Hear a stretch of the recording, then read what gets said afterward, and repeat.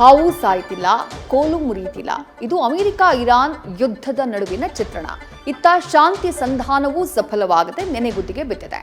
ಎರಡನೇ ಸುತ್ತಿನ ಶಾಂತಿ ಸಂಧಾನಕ್ಕೆ ಪಾಕಿಸ್ತಾನದಲ್ಲಿ ವೇದಿಕೆ ಸಜ್ಜಾಗಿದ್ರು ಇರಾನ್ ಡೋಂಟ್ ಕೇರ್ ಅಂತ ಹೇಳ್ತಿದೆ. ಅಮೆರಿಕದ ಬೆದರಿಕೆಗಳಿಂದ ಸಂಧಾನಕ್ಕೆ ಬಾರದೆ ಹಿಂದೆ ಸರಿತಾ ಇದೆ. ನಾಳೆ ಅಮೆರಿಕ ಮತ್ತು ಇರಾನ್ ನಡುವಿನ ತಾತ್ಕಾಲಿಕ ಕದನ ವಿರಾಮ ಅಂತ್ಯವಾಗ್ತಾ ಇದ್ದು ಮತ್ತೆ ಮಧ್ಯಪ್ರಾಚ್ಯದಲ್ಲಿ ಯುದ್ಧದ ಕಾರ್ಮೋಡ ಕವಿದಿದೆ.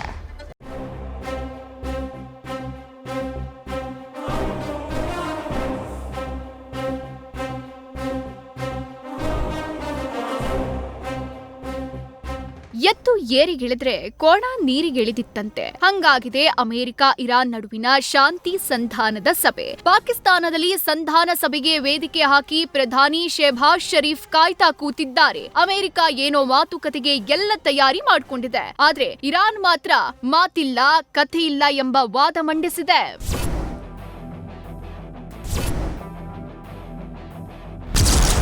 ಅಮೆರಿಕ ಇರಾನ್ ನಡುವೆ ಶಾಂತಿ ಸಂಧಾನದ ಹಗ್ಗಜಗ್ಗಾಟ.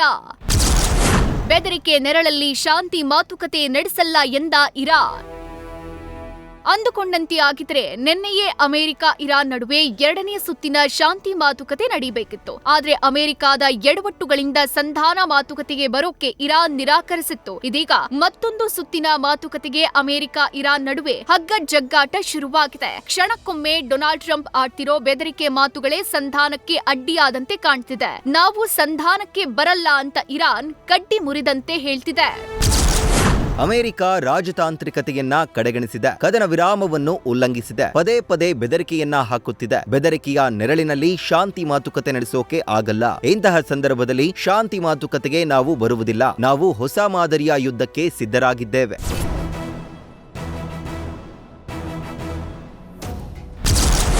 ಮಾತುಕತೆ ನಿರಾಕರಣೆ ಇರಾನ್ಗೆ ಟ್ರಂಪ್ ಮತ್ತೆ ಎಚ್ಚರಿಕೆ. ಇರಾನ್ ನಾವು ಬರಲ್ಲ ಅನ್ನೋದಕ್ಕೂ ಅಮೆರಿಕ ಅಧ್ಯಕ್ಷ ಡೊನಾಲ್ಡ್ ಟ್ರಂಪ್ ನಾನ್ ಬಿಡಲ್ಲ ಅನ್ನೋದಕ್ಕೂ ಇದೊಂದು ರೀತಿ ಆಟ ಆಗ್ಬಿಟ್ಟಿದೆ. ಇದೀಗ ಇಸ್ಲಾಮಾಬಾದ್ನಲ್ಲಿ ನಡೆಯಲಿರೋ ಶಾಂತಿ ಮಾತುಕತೆಗೆ ಬರೋಕೆ ನಿರಾಕರಿಸಿರೋ ಇರಾನ್ಗೆ ಡೊನಾಲ್ಡ್ ಟ್ರಂಪ್ ಮತ್ತೊಮ್ಮೆ ಎಚ್ಚರಿಕೆ ಕೊಟ್ಟಿದ್ದಾರೆ. ಏಪ್ರಿಲ್ 22ರ ಒಳಗೆ ಶಾಂತಿ ಒಪ್ಪಂದ ಆಗದೆ ಇದ್ರೆ ಯುದ್ಧವನ್ನ ತೀವ್ರಗೊಳಿಸ್ತೇವೆ. ಇರಾನ್ನ ಮೇಲೆ ತೀವ್ರ ಬಾಂಬ್ ದಾಳಿಯನ್ನ ಮಾಡ್ತೇವೆ. ಇರಾನ್ನ ಬಂದರುಗಳ ಮೇಲಿನ ನಿರ್ಬಂಧ ಮುಂದುವರಿಯುತ್ತೆ. ಅಂತಿಮ ಶಾಂತಿ ಒಪ್ಪಂದ ಆಗುವವರೆಗೂ ಹಾರ್ಮುಜ್ ನಲ್ಲಿ ಅಮೆರಿಕ ನೌಕೆಗಳಿರುತ್ತೆ. ಅಂತಿಮ ಶಾಂತಿ ಒಪ್ಪಂದ ಆಗುವವರೆಗೂ ನಮ್ಮ ನೌಕೆಗಳನ್ನ ಹಿಂತೆಗೆಯುವುದಿಲ್ಲ.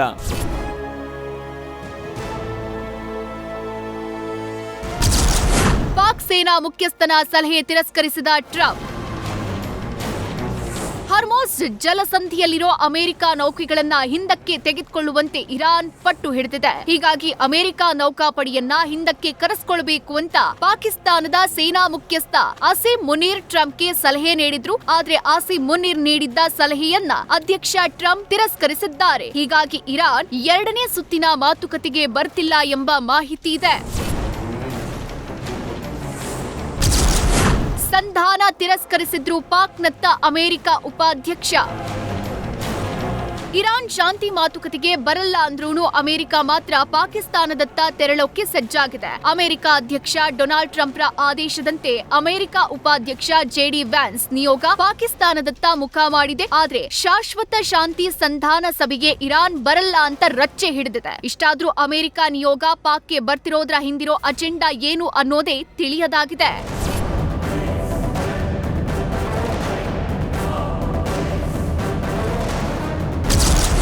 ನಾಳೆ ತಾತ್ಕಾಲಿಕ ಕದನ ವಿರಾಮ ಅಂತ್ಯ, ಮತ್ತೆ ಯುದ್ಧನ.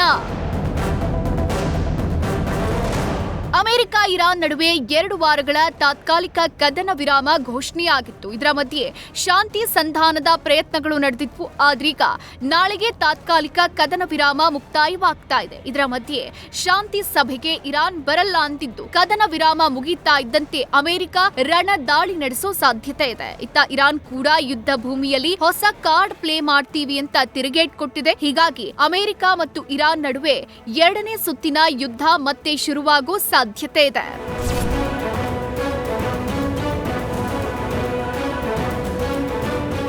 ಶಾಂತಿ ಸಂಧಾನವೋ ಮತ್ತೊಂದು ಸುತ್ತಿನ ರಣಯುದ್ಧವೋ, ಆದ್ರೆ ಅಮೆರಿಕ ಇರಾನ್ ನಡುವಿನ ಸಂಘರ್ಷ ವಿಶ್ವಕ್ಕೆ ಸಂಕಷ್ಟ ತಂದಿದೆ. ಈ ಮಧ್ಯೆ ನಾಳೆಯಿಂದ ಮತ್ತೆ ಯುದ್ಧ ಆರಂಭ ಆಗುತ್ತಾ ಅಥವಾ ಇರಾನ್ನ ಬೇಡಿಕೆಯಂತೆ ಅಮೆರಿಕ ಬ್ಲಾಕೆಡ್ನ ತೆರವುಗೊಳಿಸಿ ಸಂಧಾನಕ್ಕೆ ವೇದಿಕೆ ಕಲ್ಪಿಸುತ್ತಾ? ಈ ಎಲ್ಲ ಪ್ರಶ್ನೆಗಳಿಗೆ ನಾಳೆ ಉತ್ತರ ಸಿಗಲಿದೆ. News first bureau. News first ನಿರ್ಭೀತಿಯಿಂದ ನಿಮ್ಮ ಪರವಾಗಿ.